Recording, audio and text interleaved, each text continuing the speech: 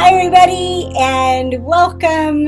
Really glad to be with you here in 2017. Oh my gosh. Time's doing its job, right? Just keeps rolling on. And I'm really excited to be with you. It's an important time for us in our curriculum and making our information available to the world. So I love getting to do this with you right now. So as you know, we're going to be talking about being irresistible.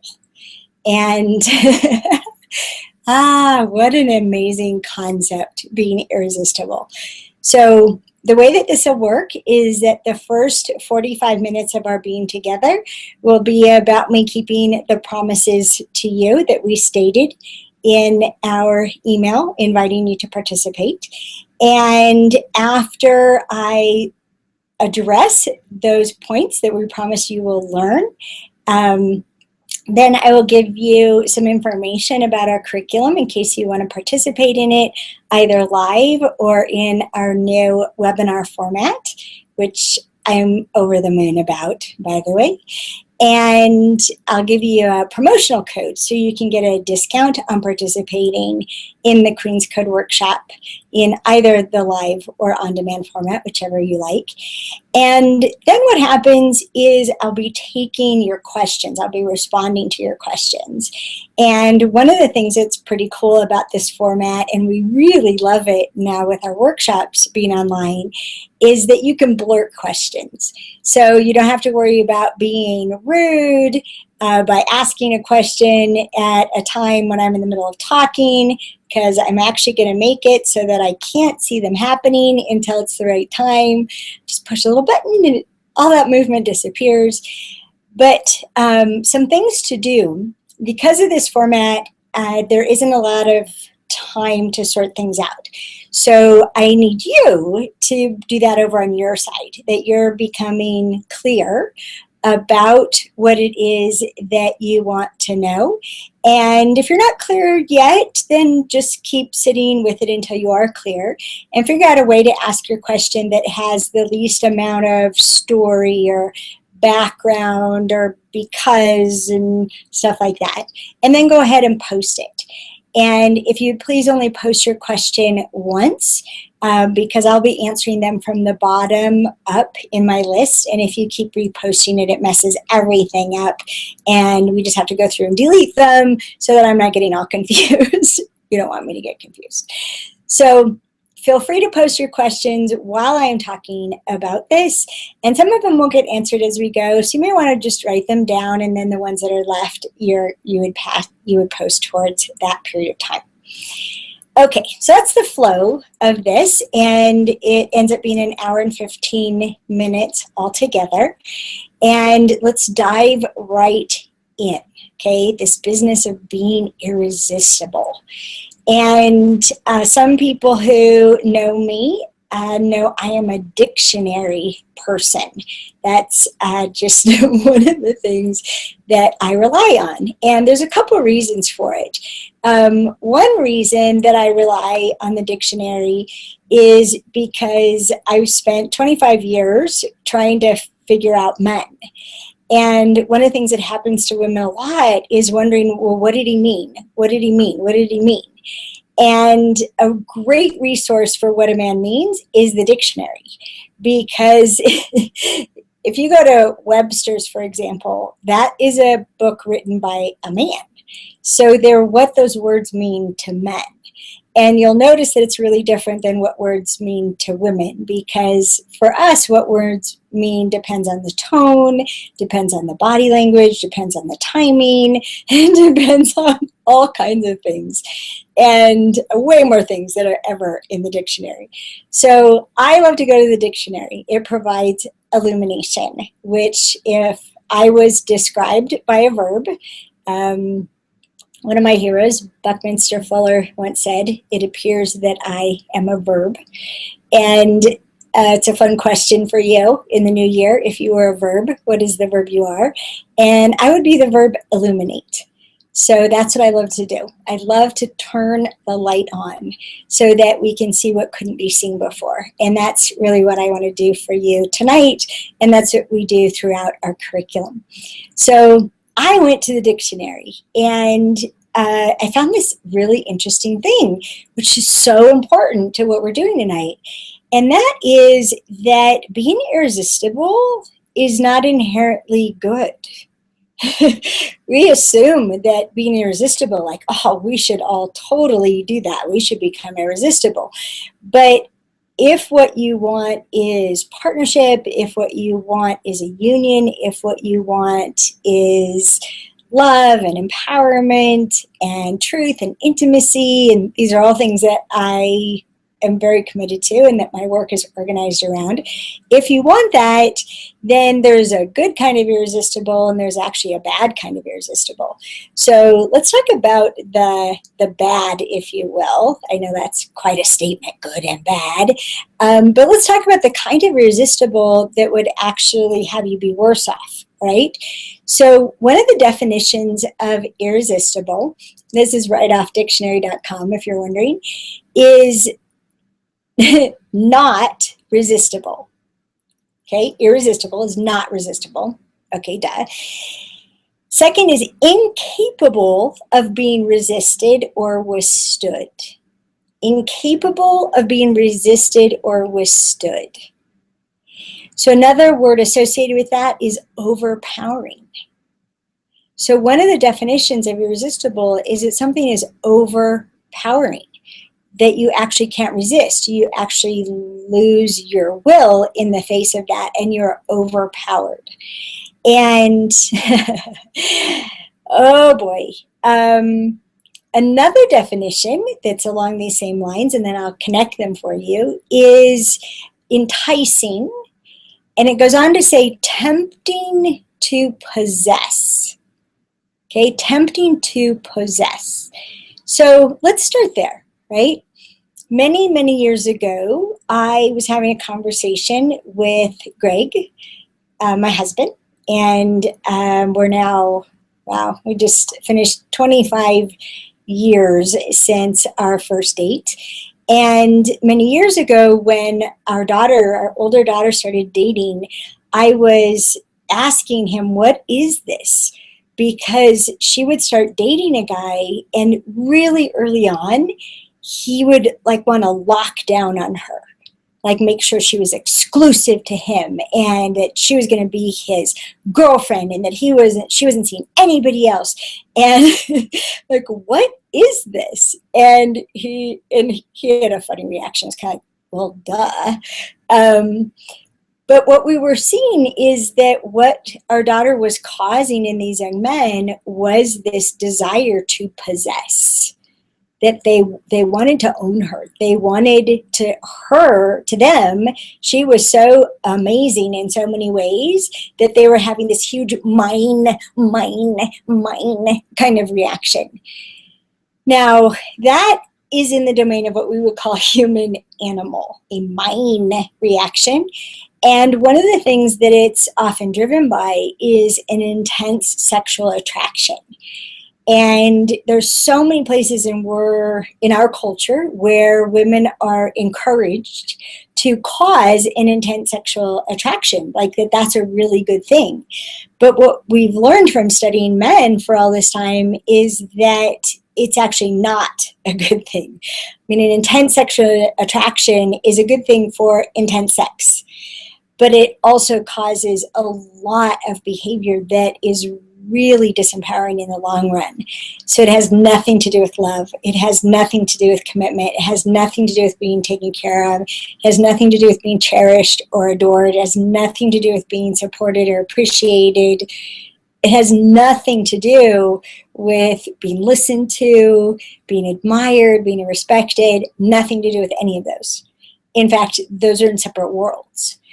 So the kind of irresistible that causes the desire to possess mine, which you can probably feel it in your own body when you have an intense sexual attraction towards someone, you may want to possess them. Not what we're talking about tonight, not what we're after having happen for you. There's plenty of sources for developing that that you could go to. Search them out on the internet, but this isn't the place. I'm also not interested in the kind of irresistible that's overpowering, because I'm committed to partnership, and I'm committed to empowerment, and I'm committed to people honoring themselves and honoring other people.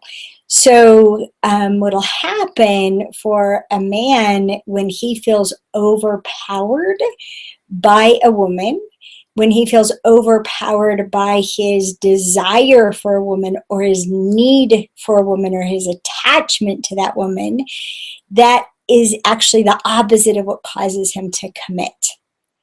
So when a man is experiencing a woman being irresistible in the impossible to resist way, then he'll feel overpowered, like his own will, his own values, his own decisions are getting sidelined because of this compelling need to be with her, to please her, to be what she wants. Now, I hope this is having you clue into when you do this, right? There are men that you're so attracted to, either physically attracted to, sexually attracted to, or economically attracted to. The beauty can do this to us. I know how I related to my son's father was like this intense need to get that genetic material.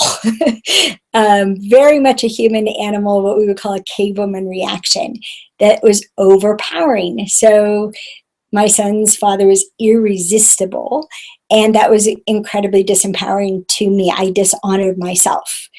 So when men dishonor themselves because they find a woman irresistible, they become ashamed of themselves, and they become really frustrated, angry, grumpy, in some ways victimized, which is incredibly unattractive, right? So they'll feel weakened by her. They'll feel weakened and disempowered, and they'll feel like they're less than they were because of her. And they can only take it for so long before they have to throw it off. It's like being in chains, and they've got to throw off the chains. They've got to rediscover themselves. And meanwhile, their friends will have been giving them a really hard time about, oh, dude, oh my gosh, seriously, because they can see that he's lost himself. So that way that we're affected by intense attraction, men are also affected by intense attraction. We find the other person irresistible, and we betray ourselves. And that would be the bad kind of irresistible. That would be the kind that I'm not for, and I don't want to teach you how to do. And I could, but I'm not gonna. I'm really not gonna. So, wow, I really could. I've been proposed to on a first date more than once. By men who were overpowered by me.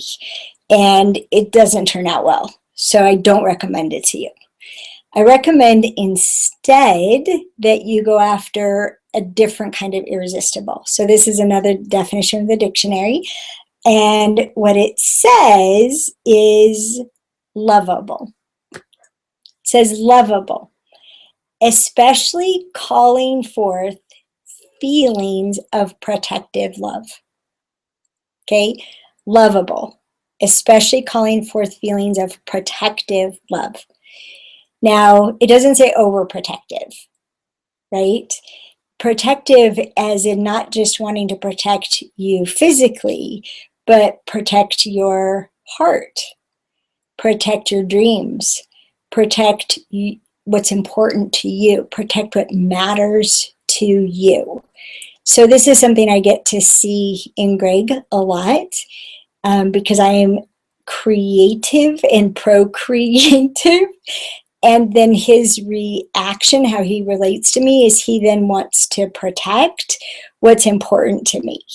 So he protects my dog and my donkey and my 2 horses, and he protects my garden, and he protects my space, and he protects my sleep, and he protects my feelings, right?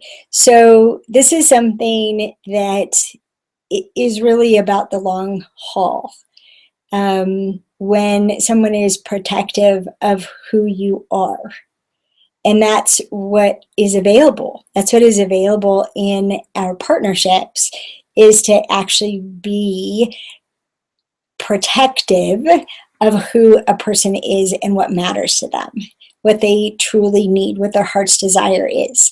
And so that is what I have spent 25 years finding out how that works. And if you're interested in that, then I'd recommend you stay for the rest of the conversation. And if you're not, then I'm sure there's something else better that you can do with your time, because that's really what I'm going to be talking about. What causes a man to respond to a woman where he loves her and he wants to take care of her, he wants to cherish who she is, and he's protective of that. Okay, that's what we're going to talk about. Okay, so this goes right into the promises that we made for tonight, and integrity is beyond important to me. So I consider what we send to you to be the promise that we're going to spend your time on. And so I organize and design everything around those promises. So this is part of the promise of which qualities attract a man for love, romance, and commitment. Which qualities attract a man for love, romance, and commitment. So the first thing that I want to say is, obviously love can exist independent of any sexual attraction. Okay? For men, romance is something that shows up because you are both sexually attracted to a woman and you care about her. That's that protective love. He would describe that as care about her. I care about her. So that would be considered essential for almost all men for romance, that there's both sexual attraction and that he cares about her. So there's an emotional attraction, right? Now, commitment is interesting because I assumed that commitment would come because there was romance.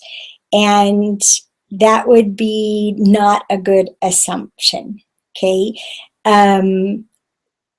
Men can commit to a relationship, they can commit to a future, they can commit to a marriage, and depending on what their values are, they may commit to something that doesn't have romance in it. It may be a very practical decision. It may be a decision that is organized, that is generated from what is at the heart of the matter for men and committing in relationship. And that is that men have a tremendous appreciation for how much energy, how much of an investment a long-term relationship is. And it's interesting because women do too, right? Women will invest in relationships. What's really different about us is a woman will invest in a relationship, as in invest her time in a relationship, hoping it's going to turn out. And sorry, I just knocked something over. And how she's investing that time is she's giving up what she needs. She's sacrificing what she needs. She's doing without. And she's considering that her investment, right? All that time. And what's going to have it turn out, the payoff is that he will commit. That will make it worth it. That's not how men are put together. Men are the opposite, right? So what happens is when they're in a relationship where they keep getting what they need, where they're empowered, where they are better off, right? They keep being better off. They keep being more productive. They keep being more fulfilled. They keep being more honoring of themselves. They keep being more satisfying. They keep getting more satisfied. They keep getting more and more of what they need, including they're getting to give what they want to give.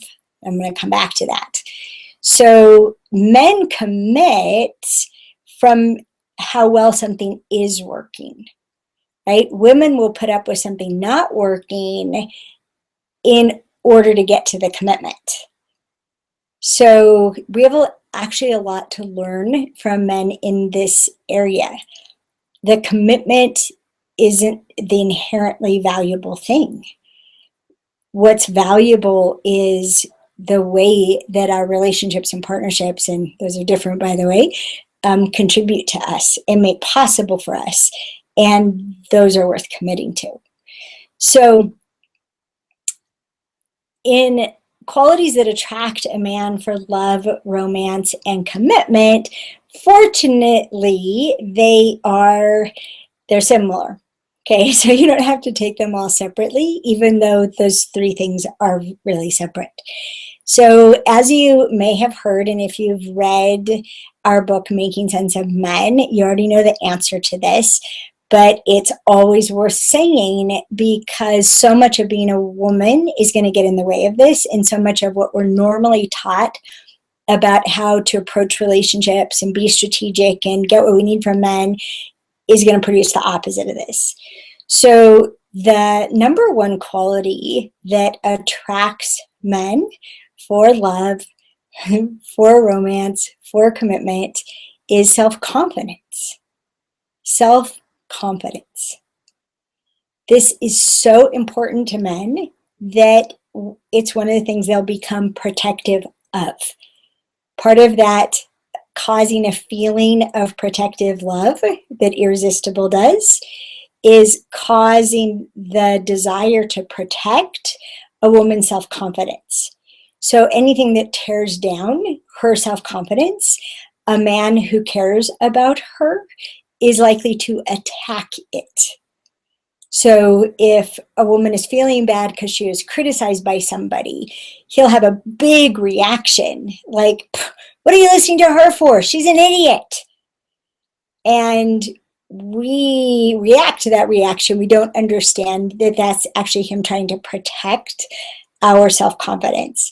If we quote a magazine and we're disempowered by it, they'll go off, oh, I can't believe that magazine. I don't know why women's magazines are terrible. They should all be banned. They should be burned.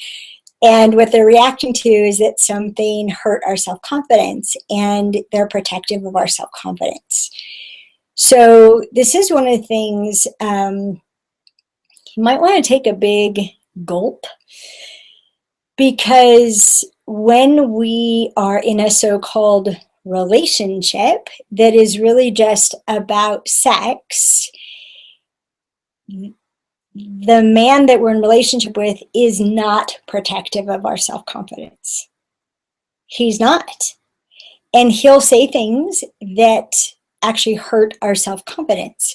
He'll criticize something about the way that we are, or the way that we look, or the way that we do something. And he'll see it affect our self-confidence, and he won't care about that, because it's not the good kind of irresistible. So a man could have the overpowering kind of irresistible, and because of that, he's actually more likely to attack what will diminish a woman's self-confidence.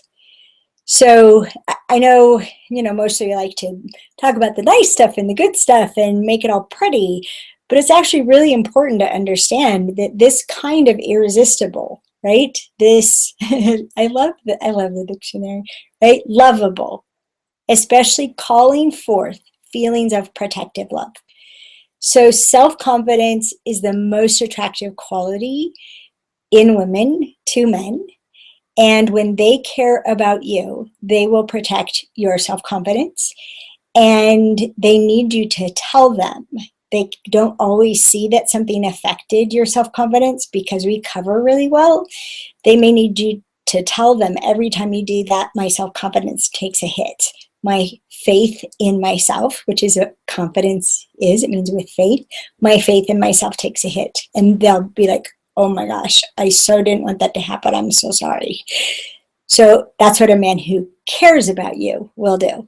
A man who doesn't care about you, who hasn't found you this kind of irresistible, will be like, that's not my problem. So something to watch for and something to look at feeding yourself, right? There's a lot of resolutions being made this time of year. What gives you confidence in yourself? What does that for you? What gives you a sense of confidence? And can you put that into your life? Okay, one thing that doesn't give me a sense of confidence is when my nose suddenly starts running. So we'll just take care of that instead of trying to pretend it isn't happening, which is a really normal female reaction. All right. Then we also promise in what we sent to you is what you must avoid or send men scurrying. What must you avoid? So let's say that you have attracted a man with your self-confidence. What's going to actually send him heading for the hills? And there's two sides of this, okay? So what is going to send him scurrying, what must you avoid, is really common amongst women these days and has been for, well, at least the entire 25 years that I've been studying men and for quite a while before then, because I remember it growing up. And that is proving that you don't need them.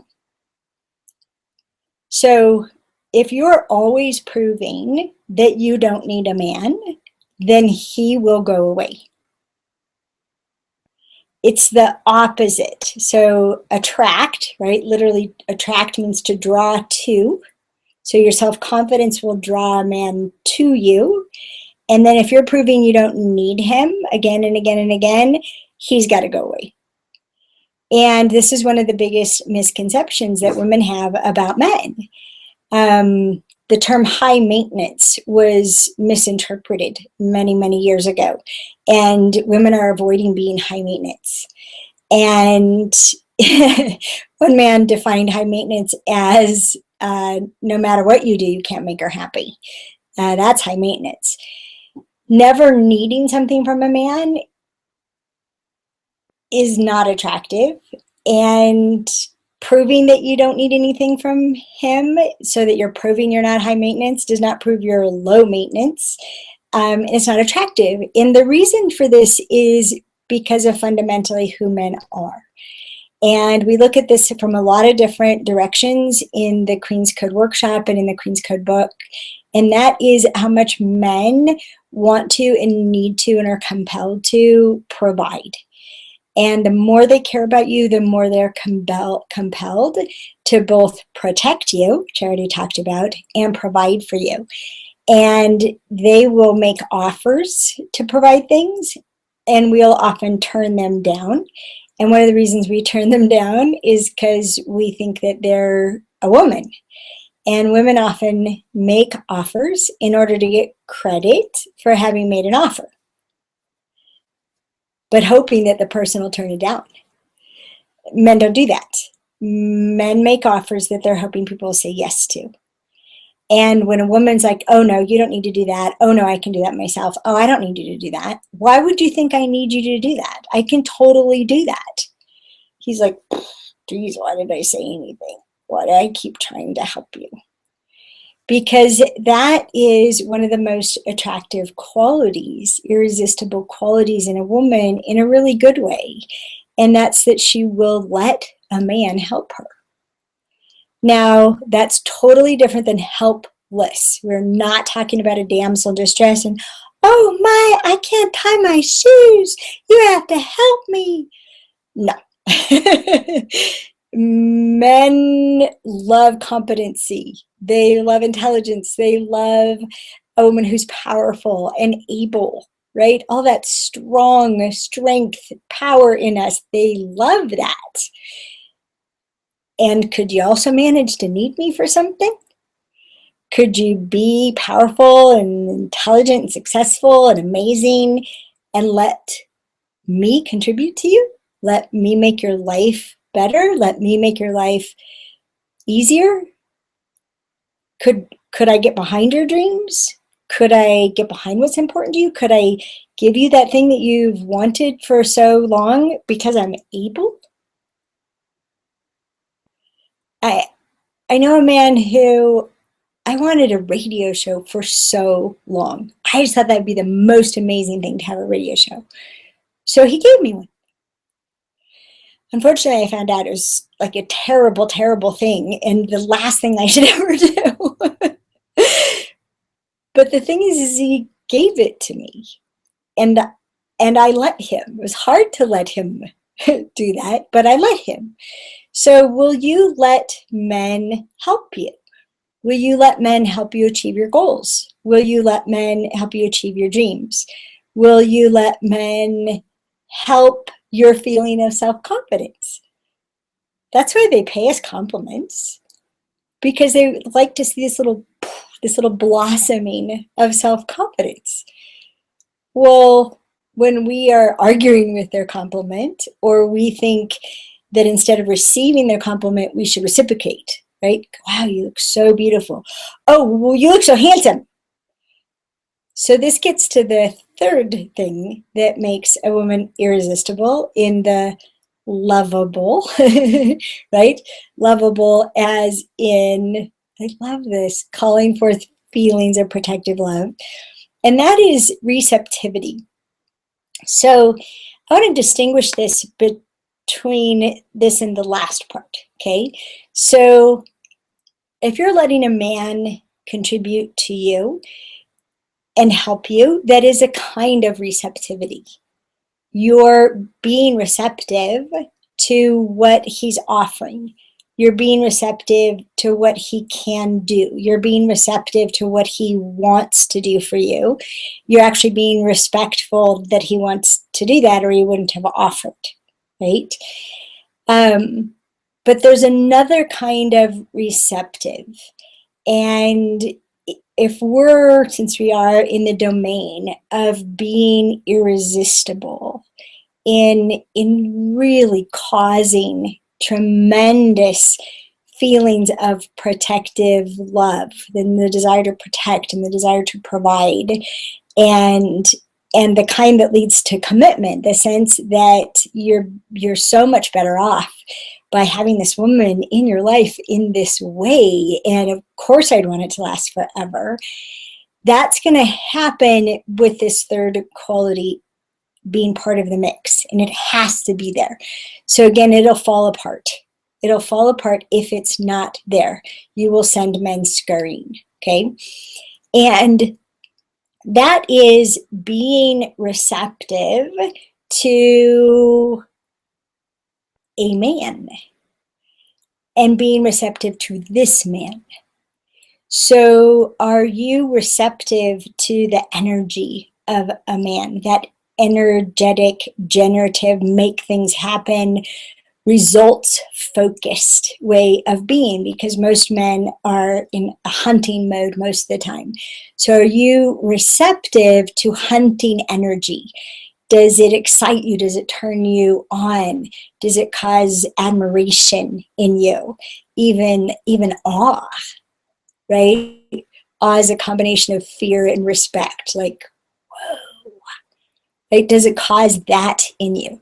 So are you receptive to a man, right? And you're gonna have that hunting energy, and then you're gonna have that playful energy. Can you be receptive to a man's playfulness, or does he get nothing but scorn when he's being playful or silly or goofy, right? That's also part of who men are. So are you receptive to that?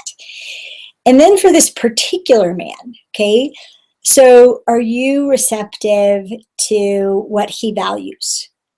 Or do you make fun of it or criticize it, or are you oblivious to it? So are you receptive to what he values? I have a whole list here.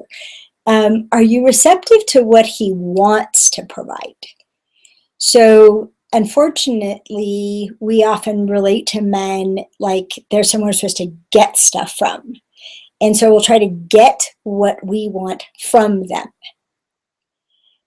What I'm talking about in being receptive is being receptive, noticing what does he keep wanting to give to you, wanting to provide for you. So that's going to be an expression of who he is. So are you receptive to who he is, to his giving, to his generosity, to his expression of himself? Are you receptive to that? Honestly, it's irresistible to men.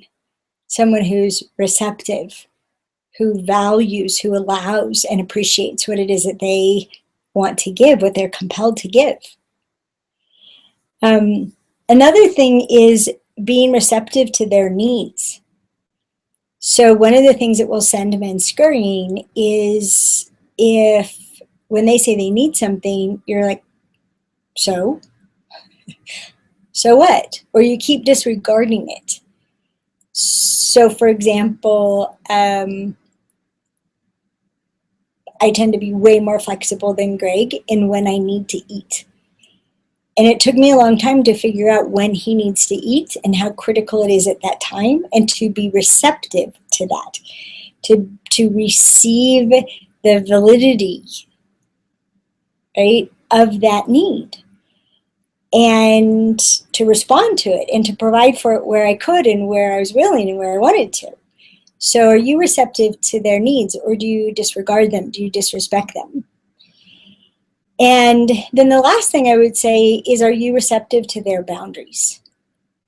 And you know this so well from being on the other side. What it's like when somebody disregards your no, your I can't, or I won't, or I'm unwilling, or that I would have to sacrifice myself for that. When someone isn't receptive to your no, they're not receptive to your boundaries. And so they're dishonoring a part of who you are. And dishonoring, being not receptive to a man's boundaries, is one of the things that will send him scurrying. So it will kill the lovable kind of irresistible. And we talk about this in the Queen's Code workshop, because one of the things if you've listened to anything I've done or read anything that I've written, I will often talk about men being single focused, because it's one of the most important things to understand. And we go into this in the Queen's Code workshop and the Queen's Code book. And a really important piece to understand is that there's a order of priority of instincts, and protect trumps provide. So if a woman keeps disregarding, if she's not receptive to what a man needs and what his boundaries are, if she keeps disregarding or attacking what he needs, disregarding or attacking his boundaries, if she keeps doing that, then his focus shifts to protecting himself from her. So now he's on the defensive and he's protecting himself from her, and he's no longer protecting her or providing for her. It's the most natural thing to have happen. But when a man becomes that, when that's what he's got to do, oh my gosh, we're often going to get the worst of him. This is the essence of frog farming. When you're bringing out the worst. Instead of turning a frog into a prince, you turn a prince into a frog. Now, I want to go back to the second item of being willing for men to help you. And I actually want to take it to another step. And this is because I've heard this so many times. When a woman was in a relationship and it was going really well, and she thought like, okay, this is it, this is serious, we're going to get married. And then he breaks up with her and she's stunned. She thought it was going great, and she's stunned that he broke up with her. And she's even more stunned by what he said on his way out, which was, well, but you don't need me. Because she thought that that's what had it be going so well and had it made her so attractive, is that she didn't need him. Well, men aren't put together that way. They need to contribute, they need to provide, they need to give, they need to protect, and they need to be needed for all that they have to give. And in our generation, I was born in 1960, so I grew up in the very confusing era of going from Ozzie and Harriet to women's liberation. And as near as I can tell, it's just gotten more and more confusing. And that is that we pride ourselves on not needing men. And we're always proving that we don't need them for anything. And we think that's good. And I'm going to give you a question that I gave the Women in the Queen's Code workshop.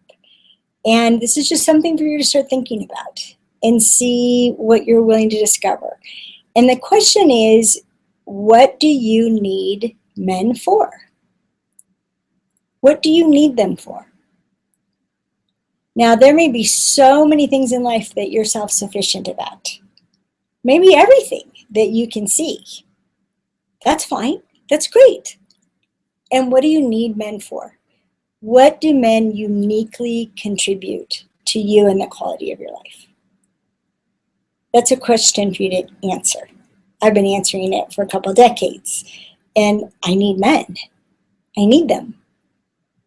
And that is part of what makes me irresistible. That's part of what makes me lovable. That's part of what, as one man said, he said, she's the type of woman who launches ships. That's how he described me. And this is not my husband. This is one of my graduates. So I know a little bit about this irresistible, and having men, so many men, be protective of me and love me that way and to provide for me. And part of it comes from the willingness to need them, the willingness to see how different they are than I am, the willingness to see how many things they do brilliantly that I struggle with, just because they're a man, that they can do that because they're a man. And I could spend a whole lot of energy proving I can do it as a woman. And I did that. I really did that. But what if you don't have to? So I offer that to you. If you're proving you don't need men, have you proven it enough?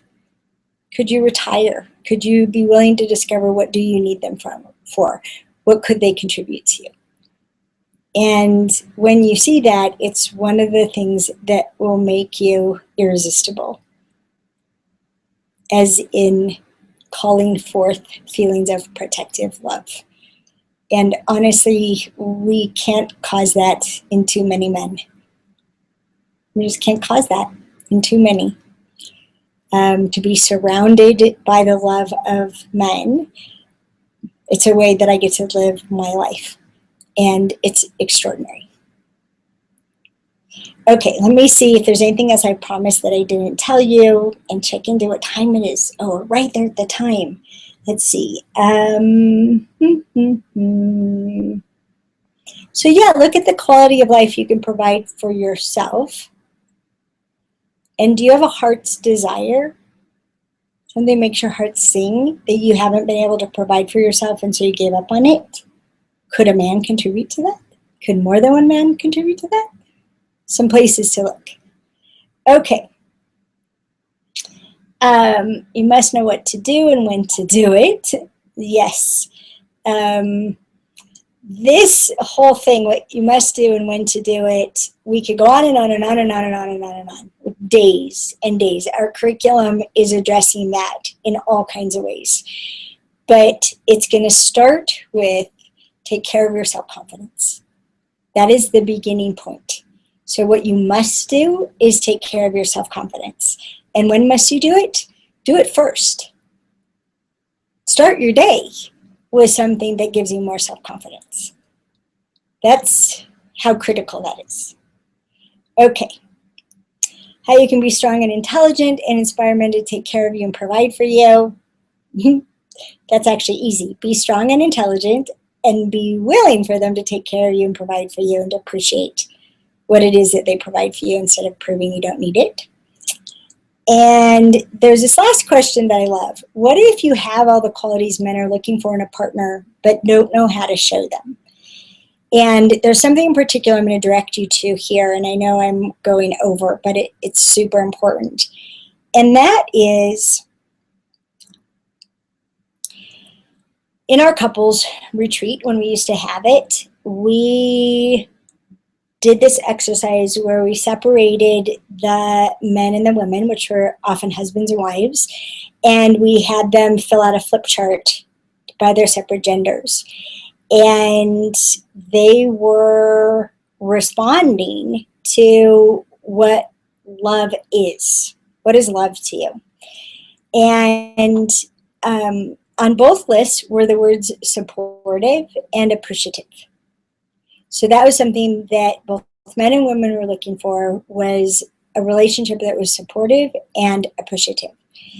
Now, it's one of the biggest things that men are looking for in a woman to marry. And it's one of the things that keeps a man happily married, is that his partner is supportive and appreciative. And the thing that will get in the way of this for you, so maybe you are naturally supportive and appreciative, but the problem is how you're showing it. And that is that often how we show supportive isn't how a man feels supported. So women have been masculinized over the last 30, 40 years. We spend a lot of time hunting and producing results ourselves. And we produce results and we make plans and we solve problems, and we're amazing at it. And it's really fun.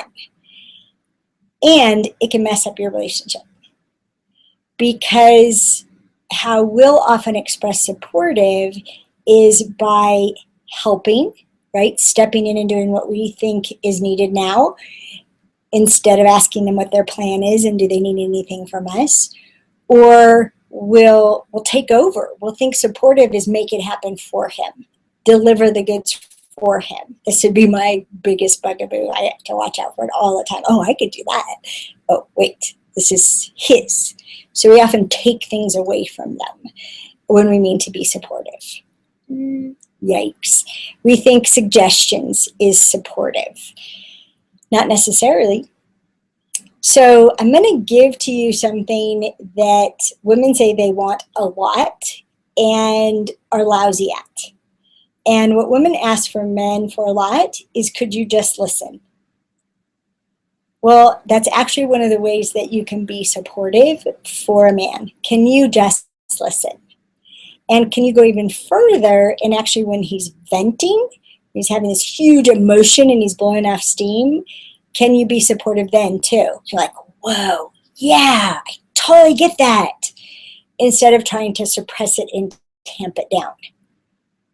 Okay, so can you just listen? So that's funny. Can you just listen, right?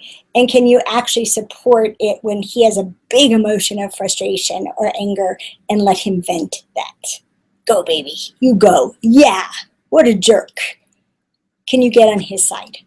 So these are ways of being supportive that I know you have in you, but we often show support in a completely different way that to a man does not feel supportive, and will actually have him go in the opposite direction of commitment.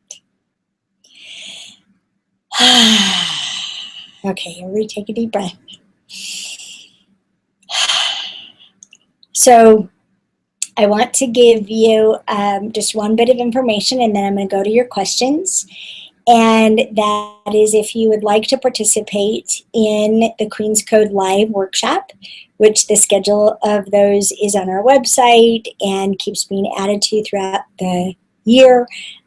We do our workshops in the New York area, in Dallas, in Denver, and in San Francisco. So we're coast to coast here in the U.S., and they occasionally happen in other countries.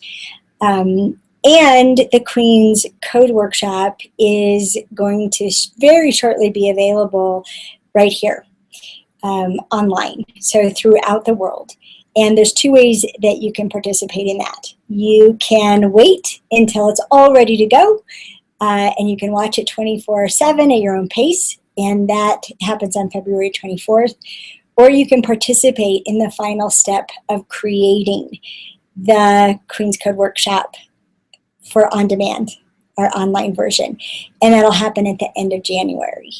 So whether it's live or it's the webinar version, or it's participating in the premiere, which as a bonus to the premiere, you also get the on-demand version, so you get both when you do that. You can use this promotional code, and we will take $124 off of the tuition for the workshop. So the workshop is normally $749, and if you use the promotional code Irresistible, that would be it, Irresistible, which is good for 1 week from today. So midnight Pacific time on January 17th, that will expire. But meanwhile, you can use it for any of those versions. The in-person workshop, the on-demand product coming out on February 24th, or come join me the last weekend of January, the 28th and 29th, and we'll be co-creating this particular expression of our work, which I'm so excited I can hardly stand it. And how you do this is you go to our workshop, you go to our website at understandmen.com and click on the Queen's Code and pick the format that works for you. You'll get a bonus coaching session with your tuition. So all those questions you can end up getting answered by one of our workshop leaders after the workshop. You get immediately a download of one of my most important programs called Loving More by Sacrificing Less. So this is for women, you know who you are, who give too much, anticipate too much, predict too much, surprise too much, and exhaust yourself. And then there's also 3 follow-up classes, so bonus information that we provide in 3 follow-up teleclasses. And all of that happens regardless of which format you pick at this point. All right, so one last thing to let you know is that we have a payment plan because we don't want money to stop people from getting this education and this transformation. And the way our payment plan works is if you choose it, there's an administrative fee. It's very low. I think it's like $25. And the $124 from the Irresistible promotional code is taken off your first payment. So you end up actually paying $1 because our payment plan is 7 payments of $125. And you don't have to make all your payments before you complete the workshop. We actually trust you. You're betting on us, we're betting on you. And by the way, in terms of betting on us, we do have a 100% money back guarantee. And you have 30 days for that guarantee when you do the online version of our workshops. And it also applies to our live workshops as well. Okay. Yeah, if you go to register understandmen.com, it'll take you directly to the right page. Register understandmen.com. If you would put that up, Adrian. All right, I'm going to go now to the chat features, and while I'm behind, I promised you a half an hour of answering questions, so if you want to stay on, I will be providing a whole half hour. That's another thing I consider to keep my promise. And so I'm not keeping my time promise. I apologize for that. I am keeping what I said I would deliver. Okay, so let me switch over to our chat feature. And I'm going to go down to the bottom, and I'm going to be zipping this, zipping through. Okay. Hannah asks, how do you undo that bad irresistible attraction? I don't know if you mean undo. Okay. I have to do this thing. Okay, Adrian, I think if I'm clicked on a question that it will hold it here, but I'm having that problem of it moving on me, and I haven't gotten good at this. Dang. Okay, all right, I'm just going to keep dealing with it. So I don't know, Hannah, if you're meaning a bad irresistible attraction to you or from you. Usually when it's that bad, it rarely can get transformed. We are so affected at an extremely primitive level to overwhelming sexual attraction that we can't find ourselves again. We actually can never be ourselves around that person. And so we'll never be self-confident. So we end up not being able to cause the good kind of irresistible if we're experiencing that kind of attraction. And if a man is experiencing that kind of attraction to us, he won't be the qualities that have us want to be with him. He'll lose all his strength. So I don't know how to undo it. I think what you have to do is run. Both men and women need to run. Okay, sorry about that. Thank you. Oh, Adrian's taking this. I'm seeing a man who's emotionally distant. How do I help him to show his feelings? This is going to fall into the area of receptive. And that means being receptive to how men relate to their feelings, which they have no interest in showing them. That to them is not a good idea. And our wanting them to show them is based on false assumptions about what their feelings mean to them. And that, like, if they feel the right way about us and show us that they feel that way, then they'll act the right way about us. So we keep trying to affect men's feelings in order to affect men's actions. But they actually pride themselves on their actions coming from a different place than their feelings. They pride themselves on having a grip on their feelings and their feelings not compelling them. So it's an interesting tightrope that they walk of having these very strong feelings of protective love, of caring about you, but wanting to be very logical about how they express that. So I would start with, don't try to help him show them. I would tell you instead, notice, how is he already showing them? How does he show me how he feels about me? What are the actions he's taking? How is he protective of me? What is he protecting? So look to see how he already shows them, then trying to get him to show them the way that you want him to, because that will be really disrespectful for a man. And if he goes along with it, he's going to end up being emasculated by it, and that is not sustainable. Sorry for the bad news, but the good news is you can stop working on that. Notice how he already shows them instead of trying to get him to show them the way you want him to. Okay, next question.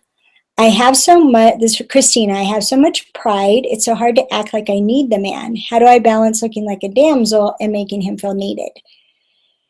I don't want you to act like you need a man. Don't act like you need a man. Actually be willing to need a man. That's why you need to answer the question, what do I need men for? It has to be authentic. Authenticity is the second most attractive quality in a woman. Men have BS meters. They can tell when you're faking it.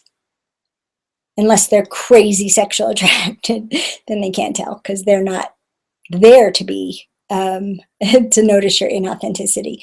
So don't act like you need a man. What are you willing to need a man for? And then be authentic to that. Okay, next one. Okay, I'm trying to get my order here.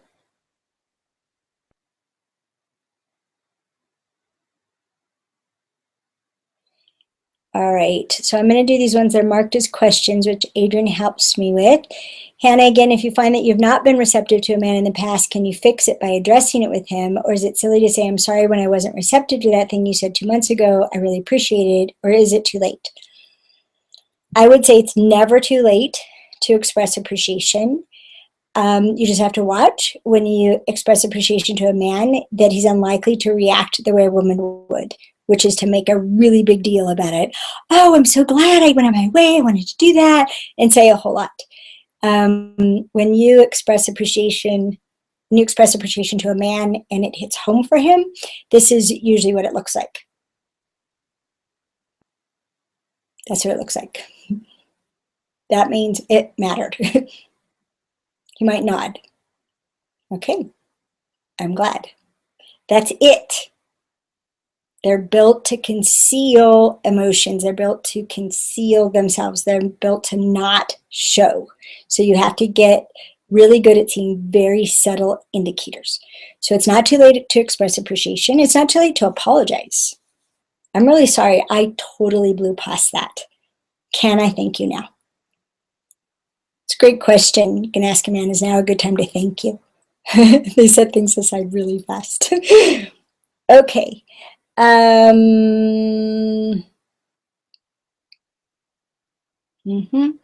If we tell them we need them, I have found they become conceited. How do we go about this? As Hannah says, conceit is funny. You have to be specific what you need them for.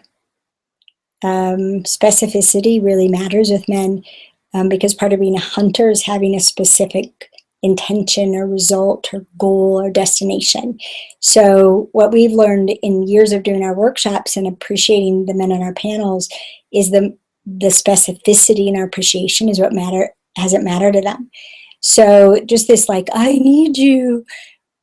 No, that's lame. That's not being self-confident. I need you for this. I won't die without you, but I need you for this part of my life that matters to me. I need you. Thank you for being there for me. Now, I'd have you watch the word conceited. Is conceited a word that you apply to men when they puff up, which means they're empowered? So we can often think that an empowered man is a conceited man, and they're not the same thing. Okay, what do women need men for? You're having a hard time with this. Good. Keep looking. Keep looking, keep looking, keep looking. Ida, don't they get more interested when you're hard to get, at least in the beginning? What is the balance between this and showing you need them? You need him. It's not hard to get. Men are not attracted to a woman who's playing hard to get. They hate playing, period, like strategy, like manipulation. What women often interpret as a woman playing hard to get is when she's just authentic. She's not crazy sexually attracted for a man, so she's not falling over herself to please him. She's just telling him the truth. No, I don't like that. No, I need that. No, you need to not do that. I won't tolerate that. Like she's actually straight and authentic and has boundaries. Women interpret that as hard to get. Men don't interpret that as hard to get. Men interpret that as authentic, direct, self-confident. You know what you're getting. What you see is what you get. You know where the win zone is and the lose zone is. You don't have to guess. So what a woman interprets as hard to get, it isn't the hard to get act. Men are not attracted to that at all. What women interpret as hard to get in reality is a woman being authentic. This is the truth. This is what I need. If we're going to be together, this is what I need. Okay. These are great questions, by the way. You guys are doing great. Okay. Brigetti, I think. I've shown men that I need them, but they're turned off saying they need an independent woman. How can I tell what they want? Again, you have to answer the question, what do you need them for? And you have to watch out your timing of what you need. So one of the definitions of needy that one of our panel men expressed, I think it was probably the Queen's Code for Life, our on-demand program, which is already released, that a woman occurs as needy when she keeps expecting him to set aside his priorities, his agenda, his goals, what he's working on in order to take care of her. That's needy. And that's when a man will express that he wants a more independent woman. One that can take care of herself, that she can contribute to, but isn't keep having emergencies that he's got to rescue her from. That's not attractive. And that's not self-confident. So needy and needing a man So needy is like, I need someone to do this and do that and make me feel better and make me feel safe. Needy is they'll like be like, I need someone who's more independent, someone who's taking more care of themselves. So it just means you went over the top, and you should look and see. Another definition a man gave of needy was a woman who can take care of herself but isn't willing to be responsible. So what weren't you being responsible for is another way to unwind that. Okay. Gen V, if you've already disrespected his no because you felt you were just joking around, is it possible to take it back and not lose his desire to protect you? Absolutely. Absolutely. You would apologize. You just made my glasses way worse. You would apologize for not respecting his no. And you got to look and see, were you really joking or were you just pretending to joke? And if you really were joking, then you want to say that I really was joking. I'm sorry it didn't come off that way. I totally take it back. And take it back, take it back is something as little kids, right? Take it back. Take it back. It actually works. Take it back. I need you to take that back. I take it back. It's not true at all. I totally take it back. It wasn't true, right? Or I take it back. I'm sorry I disrespected you. I take that back. Will you let me take it back? I take it back. So yeah, you can take it back. When you're sincere in your apology, when you really mean it, men are extraordinarily forgiving. They will sometimes need a plan to make sure it never happens again. And because being disrespected is excruciating for them. So they may need a plan to make sure this doesn't happen. And that doesn't mean they're not accepting your apology. They are accepting your apology. And they need to make sure it doesn't happen again. Okay, let's see if those are better. Yay! Thank you, Tammy. Zoe, is it important as a woman to hold back from wanting sex initially? Specifically, does a man think that if a woman wants deep connection and sex very early on, that he should get out of there? We have talked to men so much about sex, and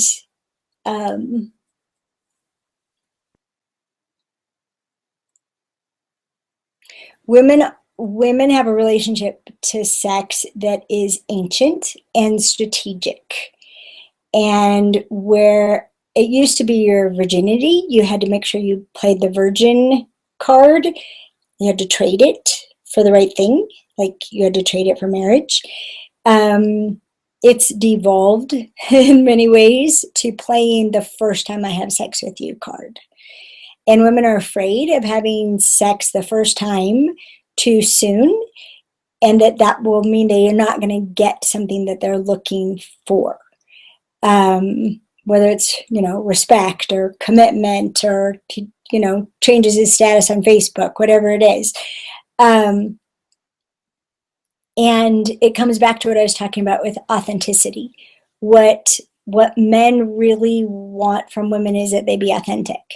So if there's something you need before you have sex and you're committed to that need, that's part of the authenticity. You're not just fishing for it. You have actually committed yourself to that need. They respect that. And then they'll decide whether or not they can have that work. So I know a number of men who have waited till marriage for sex because they respected her authentic need for that. And these are women who were virgins, and these are women who were not virgins, but who needed to do it differently this time. And then there are some men who they'll respect that and say, I'm the wrong guy for you. I can't do that. Which is why one of the reasons why we encourage women, even women who are celibate or saving sex for marriage, that they participate in our Queen's Code for Sex workshop.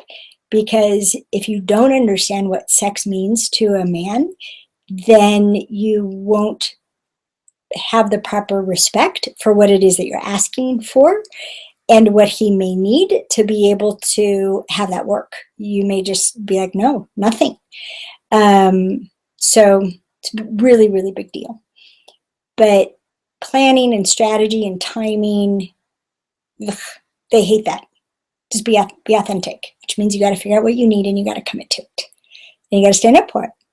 And you got to not sell out and give a discount to the really cute guy. Okay. All right. Good question. If you'd like a man to contribute to your financial security, although you're capable and financially secure, how do you express this request? Well, you have to figure out if you need that or if it would make you happy.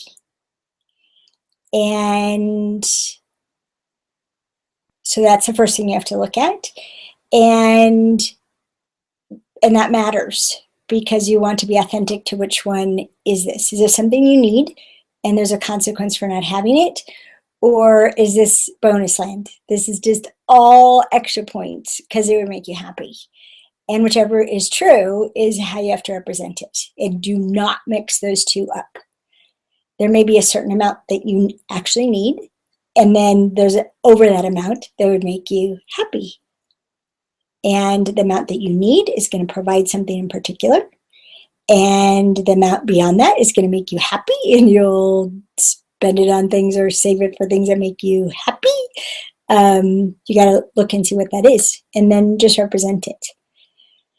I remember it was a big deal, and I only could do it because I had this emotional and spiritual attraction to Greg, and he wasn't my type physically.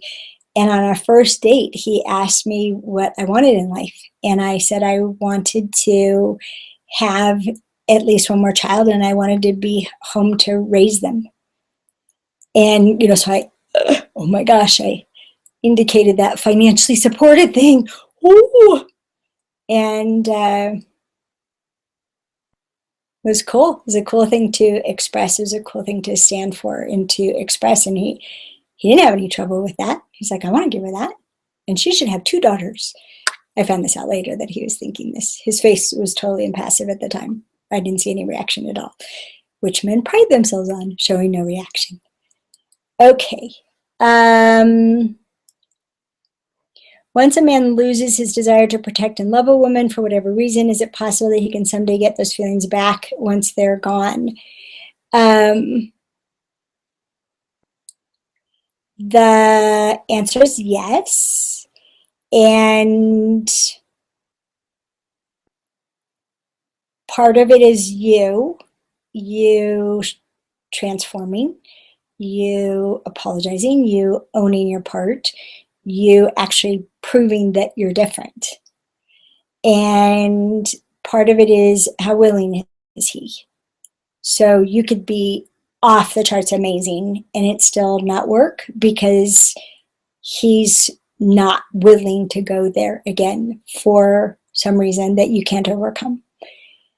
I know a couple who'd been married for 30 years, had a really ugly divorce. About a year and a half later, she did our workshop. About a year and a half after that, she and her ex-husband started dating, and then they got married, and they moved back in the house they'd lived together. They'd lived in together for 30 years. And what they both said was that they were not the same people who were married for 30 years. So she was interacting with him in a completely different way. She wasn't emasculating him, and she was supporting him for real and appreciating him for real. And it brought out a completely different side of him. He wasn't having to protect himself from her. So she got to see the provider, the generosity, the protectiveness of her. And it's really cool. It's one of my favorite things. So it's possible. One of the things, though, that I'm really particular about is I get asked a lot by women about how to get a man back. And until you're clear about who you are and what really matters to you as a human being, as the kind of person you get to be throughout your day, and what do you need to get to be those qualities, we don't really even know what we need a man to be. So a lot of women are trying to get men back who either don't give them what they need to be their best self or actually antagonize them and bring out their worst self. So oftentimes the idea that it's meant to be, or he was the one and he got away, or extreme sexual attraction. So one is a fantasy and illusion, and the other is a chemical addiction. Those will have a woman try to get a man back. So I'm always hesitant to talk about that. Can you recover that love? Can you have them be that way about you again? Obviously, I'm answering this in a romantic context. My dad, I did a really good job of alienating my dad as a teenager. And even in my 20s, when I was better, I was still really dishonoring of him in certain ways. But the more I learned about men and interacted with him congruent with that, the more generous and adoring and expressive he is of his love for me. So brothers, fathers, friends, people you work with, it can all happen. Okay.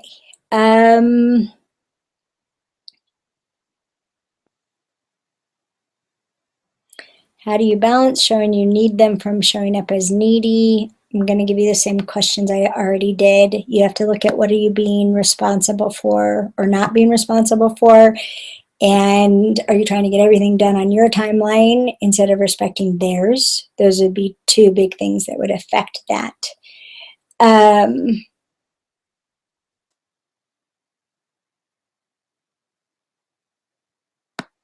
Jennifer said, my longtime partner recently told me he'd rather be an option than a necessity.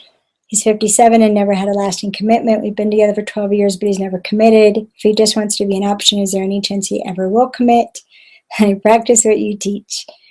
I'm glad you do. And he's telling you he doesn't want to be that guy. He doesn't want to be that guy. He doesn't want to be the guy that you count on. He's being really honest about it. Commitment, the definition of commitment is to entrust. So commitment to a man is that you're being entrusted to take care of this person. That's what husbandry is. You're responsible and you're taking care of them and you're providing for them. And it's a huge commitment, and they, the best place for them to be is to be honored. I'm honored to be the person that's being entrusted with taking care of you for the rest of your life. It's an honor to get to be that person. And I'm sorry, but your partner's not saying that. It's not an honor to him, and it's not an honor that he wants. He wants to be an option. He doesn't want to be that guy who's entrusted. And we often think if he loved me more, then he would. If he cared about me more, than he would. If I were different, than he would. Given what you've said here, in all likelihood, it has nothing to do with you. It has nothing to do with you. It has to do with his values. It potentially has to do with his wounds. It has to do with what he's wants to spend his time and energy and money on, which goes back to his values. So it's not your fault. It's not your fault. It's where he's at. And he's been there for a long time. And it's good that you have this information. And now you know the truth, and you can make a plan. So you can make a plan on him being an option, or you can make a plan on you don't want an option, you want someone who's committed, or you can have him be an option until you find someone who's committed, or there's all kinds of things you can do. But waiting for him to change would probably be the least effective. Sorry about that. Okay. If he's lived a double life and is just now telling you, do any of these methods work? I'm sorry. I'm really sorry for that.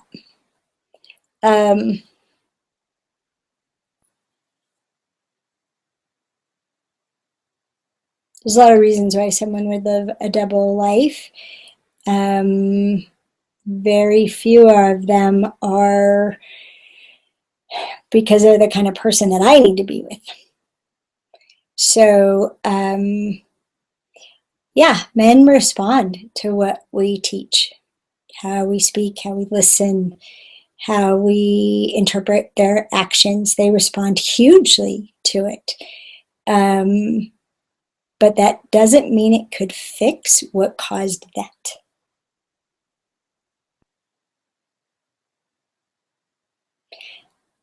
Most men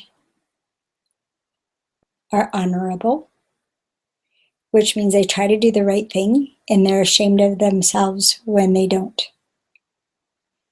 And some men have insatiable needs. All human beings have insatiable needs. And some men and women have insatiable needs that drive them to do things again and again and again that are really harmful to other people. And until they address the thing that causes them to do that, there's nothing you can do, and they will never love you enough to not do that. There are things that we take personally and things that we shouldn't take personally. And mostly we have them backwards. And often we think that if someone loves us enough, that they'll have a different behavior towards us than they do everybody else. So we want to take it personally, right? He's different with me. But then he does what he does with everybody else. So we have a teleclass called Why Men Lie, Why Women Lie. And I would encourage you to listen to it, because both men and women lie. It's natural to lie. And we think the more you love me, the more you're going to be honest with me. And it's the opposite. The more I love you, the more I think I need you, the more likely I am to lie to you. So we have it backwards. We don't understand what compels people to lie, and so we get blindsided by it. Since truth is my second highest value, I paid a lot of attention to what causes people to lie, and that's where that course comes from. Why Men Lie, Why Women Lie. Okay. I'm gifted in many ways. I'm just not good at earning big money. Is that an okay thing to let a man provide for you? Yeah. It's totally an okay thing for him to provide for you, if that's something he wants to provide, that he wants to be the breadwinner. There's a reason why there's a term breadwinner, because when you get to be the breadwinner, it's a cool place to be. You're winning. Being the bread loser, meaning no matter how much money you make, nobody's happy with you, nobody appreciates it, that sucks. So there are plenty of men who would love to provide the financial resources. And the thing to find out is what's more valuable to them than financial resources, than the big money. There are things they can't buy. They can't buy it. And therefore it's more valuable to them, like loyalty, like love, like honesty and authenticity, like being receptive to what he needs, even when he's not paying you to give it to him. There's a whole lot that's more valuable to people than money. So providing money, yay, that supports you. I'd love to do that. This is what would support me. So it's very possible. And if that's what you want to be upfront about it. Okay. Lori, how do I find the link for Toxic Men Test? I don't call them toxic. I think that's something else entirely. It's called Unhealthy Men, The Secrets of Early Detection. And it's at understandmen.com under free stuff listen. And it's very near the top under understandmen.com, and go to free stuff and then listen. You'll find it there. I don't have a link handy, and my link provider, I think, is busy. So if she's doing something else, so if she can put it up, she will. Can you please help me with some healthy reasons why we women would need a man? I totally need a man, but I'm having a hard time defining why.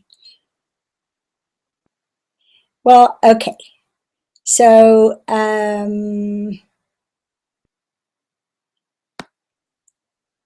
So this is what I would say, Brenda.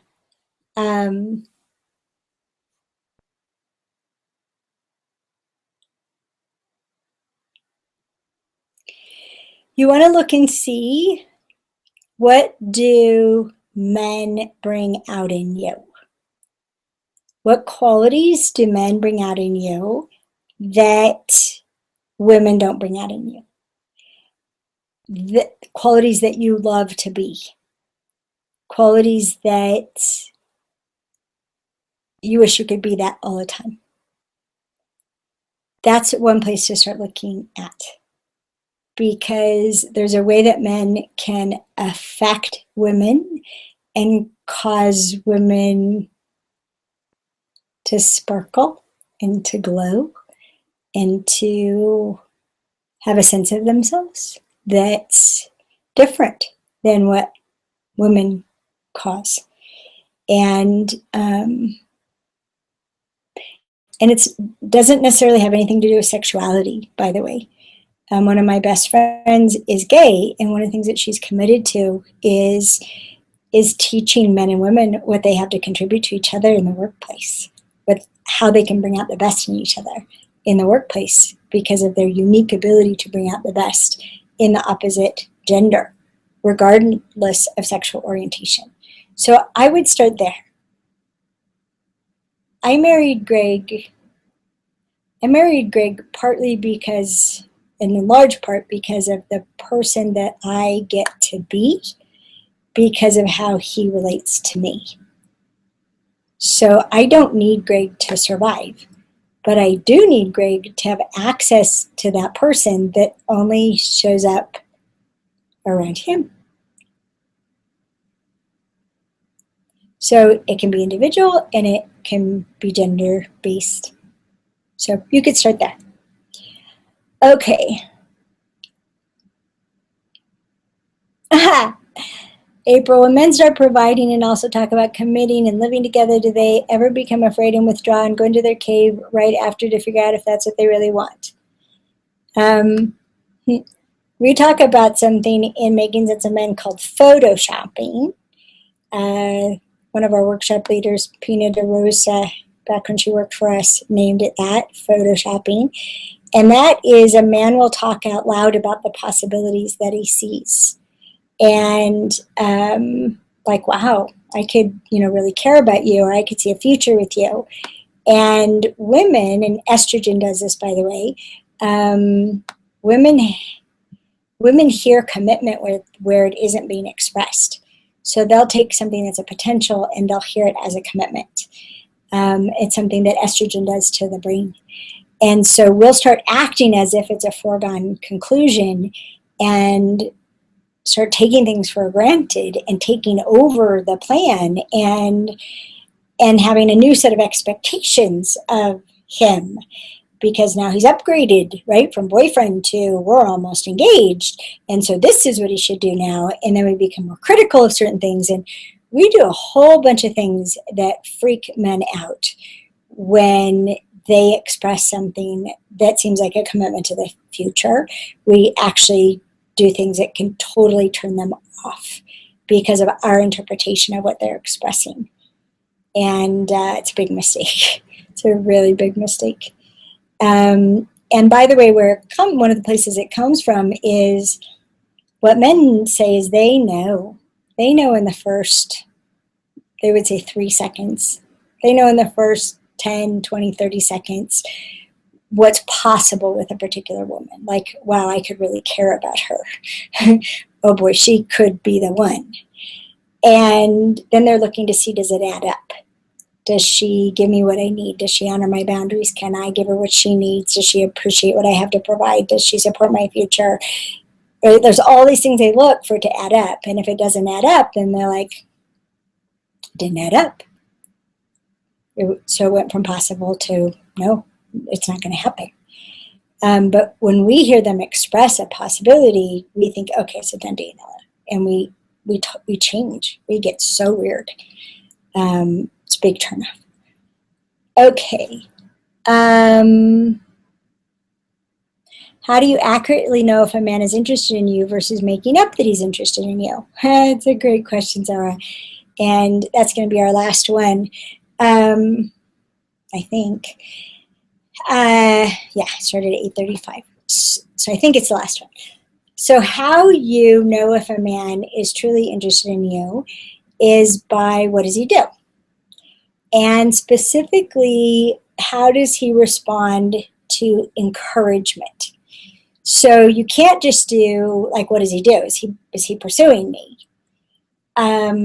Because he might not pursue you because he may have already decided he can't catch you. So you actually have to encourage him, like, initiate, but don't pursue. You're not going to hunt him down. You're just,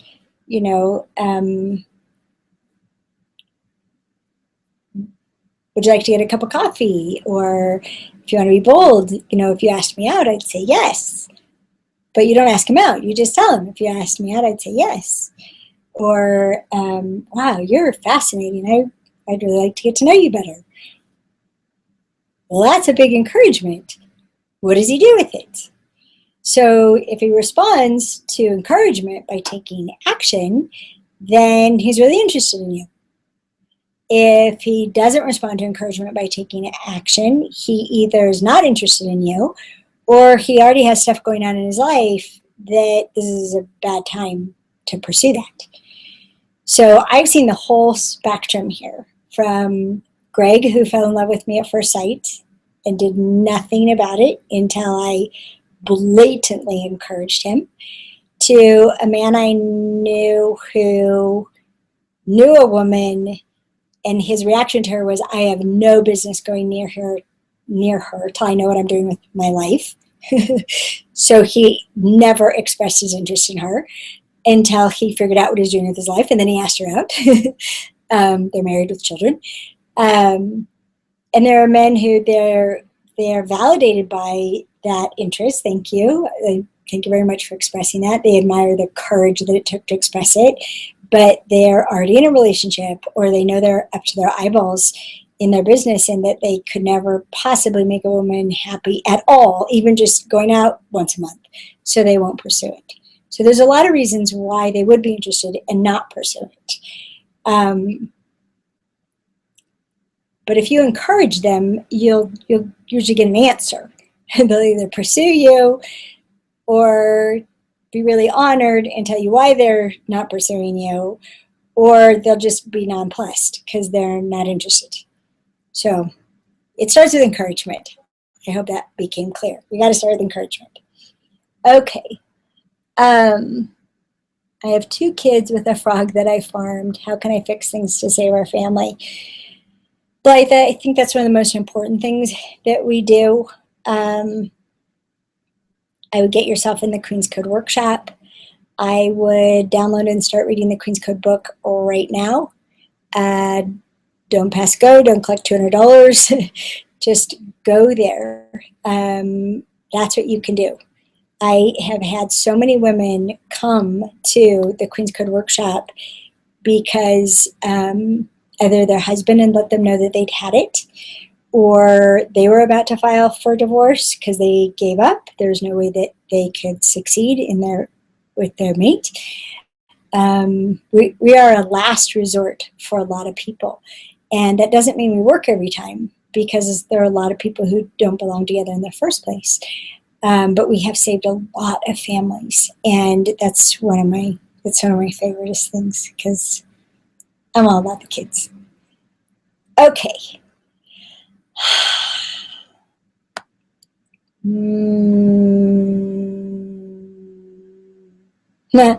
My boyfriend shows his feelings and tells me he loves me. How do I get his actions or romance to match his words? You have to tell him what you need him to do.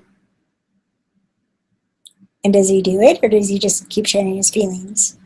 He could be very feminine and not motivated by producing results. And that's a particular kind of life, to be with a man like that. Do men like it when women show their authentic feelings, even if there's not an expectation of reciprocation of that? Yeah. Authenticity. It's like a most attractive quality. Even being authentic about what hurt your self-confidence. So when you don't have self-confidence, telling the truth about what affected your self-confidence is really attractive. So authenticity, authenticity, authenticity. The opposite of playing games, which is what women mostly organize themselves around. All right, thank you for all those questions. So many, many, many questions. It's awesome. And I'm sorry I didn't get to all of them. I'm glad that I got to so many of them. Thank you for how you've participated. And one last time, in case you missed it, the promotional code is Irresistible. And that's how you get $124 off the Queen's Code Workshop in the live in-person format, in our premiere at the end of the month, and in our final webinar product, which will come out on February 24th. All right, thank you all so much for your receptivity to me and what I have to give.